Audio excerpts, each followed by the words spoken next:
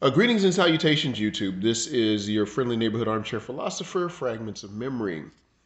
Now, recently, St. Louis rapper Nelly has come under fire due to, well, his Instagram live post in which he is seen having fellatio performed on him. We'll say it that way. The post was deleted, but apparently there were screen captures. Many women, from what I hear, took to social media to make comments on the size of Nelly's member. And his member, many were commenting and saying that it was lacking. Now, I'm not really here to discuss another man's member, but I've noticed that those women that have commented on Nelly's manhood were also probably the same women who came to Lizzo's defense when people negatively commented on Lizzo's weight, her appearance, etc. Now, growing up, I was taught never to comment on a woman's anatomy, but it was okay for women to comment on men's bodies. I have had women, girls, body shame me for being too thin. Growing up, I've always been a slim, long, lean type of guy. I've never been a muscular guy. So I can remember growing up having girls negatively comment, "You're so skinny," and sometimes it was done by even very heavy set women. Um, Short men are often made fun of.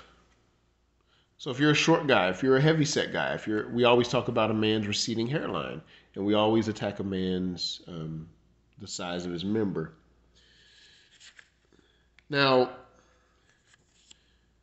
body shaming happens from both sexes. Let me get that out the way first. I'm not here to bash women. I'm not here to wag my finger or whatever, but I do notice that body shaming happens between both sexes.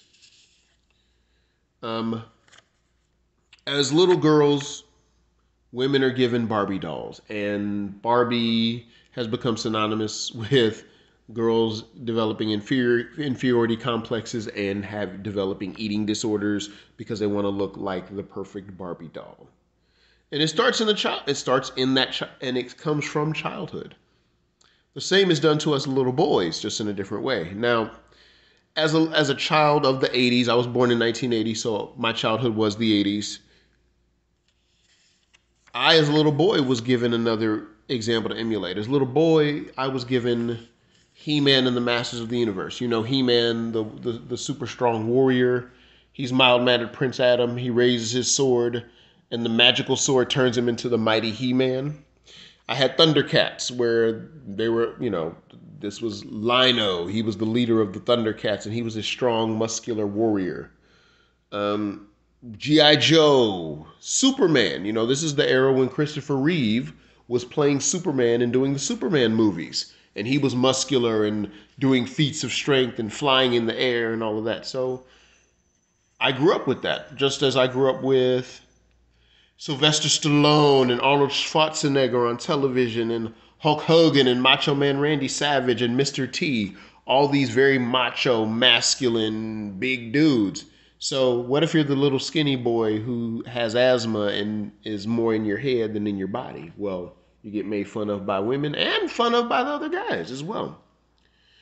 And as you get older in the teen years, the girls love the muscular guy playing the sports and they ignore the heavy set guy or the skinny guy like myself. So both sexes body shame, both have been victim and perpetrator. But neither side wants to admit to being a villain in that situation. To me, I see body shaming just like racism. Now, before everyone freaks out and think I'm comparing racism to body shaming, or they hold the same weight, I compare it to racism in this sense. It's things that people do, but nobody wants to admit that they do or that it exists. It's just, again, like a fart. And nobody willingly admits to a fart. Because neither gender calls out one of their own when somebody messes up or when somebody is accused of messing up. We always run to the other side's defense.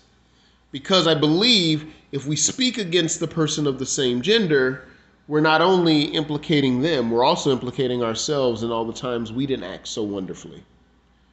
Which is probably why you don't see a whole lot of men calling out men and you don't see a whole lot of women calling out women.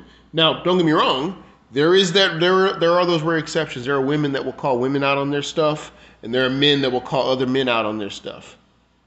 But usually those people are referred to as traitors, simps, etc. But, you know, it is what it is. But it's just something I thought that was interesting. I thought it was interesting that we don't actually check other people when they mess up. All we do is we sort of excuse their behavior or turn a blind eye. And to me, that's sort of crazy. But it's neither here nor there. Or maybe it's just something that doesn't register on our radar.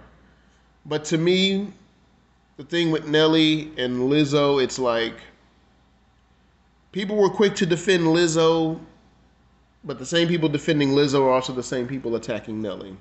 So go fig. Anyway, tell me what you think. Be easy like Sunday morning. Take care.